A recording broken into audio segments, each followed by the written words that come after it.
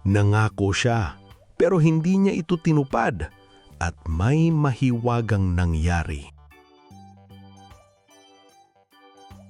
Noong unang panahon, sa isang maaraw na baryo sa Pilipinas, masayang naglalaro ang mga bata sa ilalim ng mainit na sikat ng araw.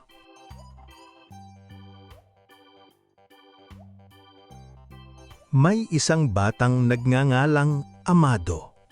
Mabait siya, pero minsan nakakalimot sa kanyang mga pangako.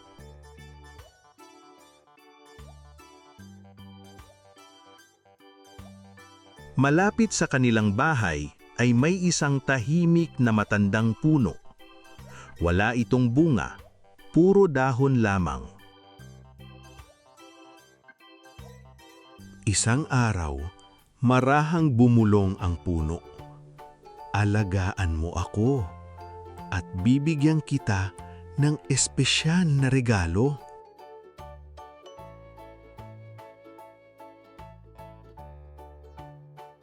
Ngumiti si Amado at sinabi, "Nangangako ako, didiligan kita araw-araw."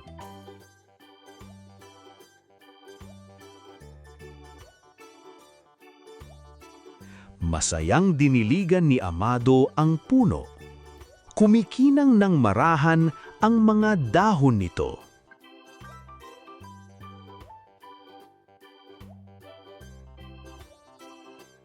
Bumalik siyang muli at diniligan ito.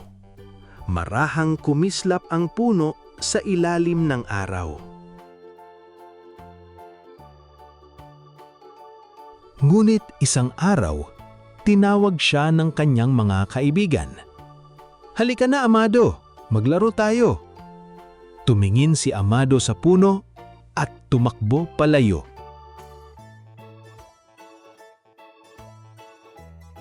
Kinabukasan, nakalimot na naman si Amado. Tahimik na naghihintay ang puno.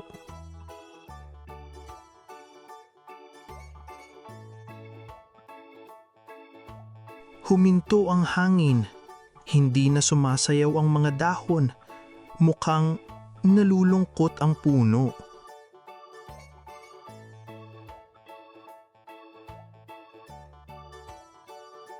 Biglang nagsimulang kumislap ang puno. Bumalot ang gintong liwanag sa mga sanga nito. May nagbabago.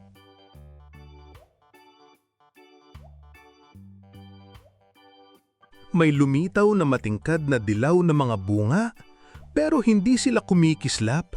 Mukha silang malungkot at nakalaylay.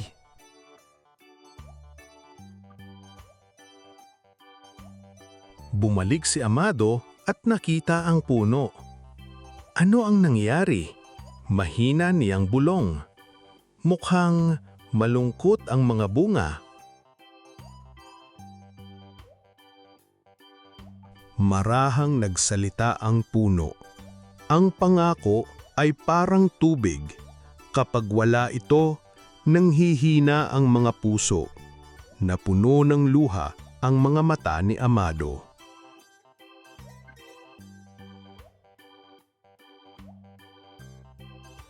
"Pasensya na," mahina niyang sabi.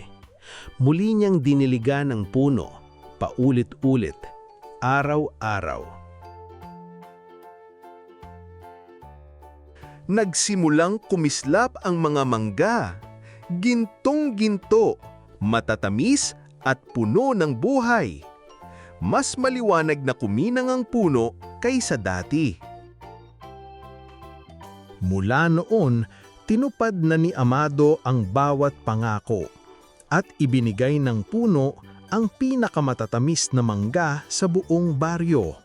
Kapag tinutupad natin ang ating mga pangako, magagandang bagay ang tumutubo.